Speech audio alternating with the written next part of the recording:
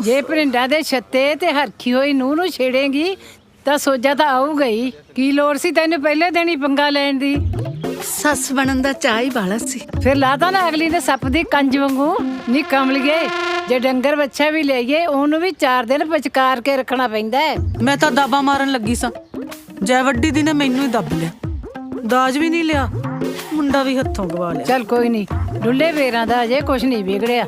ਮੇਰੀ ਮੰਨ ਤਾਂ ਦੂਜਾ ਮੁੰਡਾ ਵੀ ਮਗਰੀ ਵਿਆਹ ਲਾ।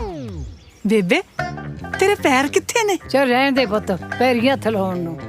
ਪੈਰ ਹੀ ਨਹੀਂ ਸੀ ਪੈਣਾ, ਪੈਰਾਂ ਤੋਂ ਫੜ ਕੇ ਪਲਟਾਉਣੀ ਆ। ਕਿਉਂ, ਮੈਂ ਕੀ ਕਰਤਾ? ਪਹਿਲੀ ਨੇ ਭੰਬੂ ਤਾਰੇ ਵਿਖਾਤੇ, ਦੂਜੀ ਪਤਾ ਨਹੀਂ ਕੀ ਚੰਦ ਚਾੜੂਗੀ। ਮੈਂ ਤਾਂ ਸੱਸ ਤੋਂ ਤੰਗ ਸੀ, ਉੱਤੋਂ ਨੌਂ ਨੇ ਆ ਕੇ ਦੁਖੀ ਕਰਤਾ। ਮੈਨੂੰ ਪਤਾ ਹੈ ਤੇਰੀ ਸੱਸ ਦਾ, ਤੂੰ ਆਪਦੀ ਸੱਸ ਤੋਂ ਡਰਦੀ ਬਹੁਤ ਹੈ। ਮੈਂ ਸੱਸ ਤੋਂ ਨਹੀਂ, ਉਹਦੇ ਕੋਠੇ ਚੜਨ ਤੋਂ ਡਰਦੀ ਆ। ਤੇ ਫਿਰ ਤੇਰੇ ਕੀ ਗੋਡੇ ਟੁੱਟੇ ਐ?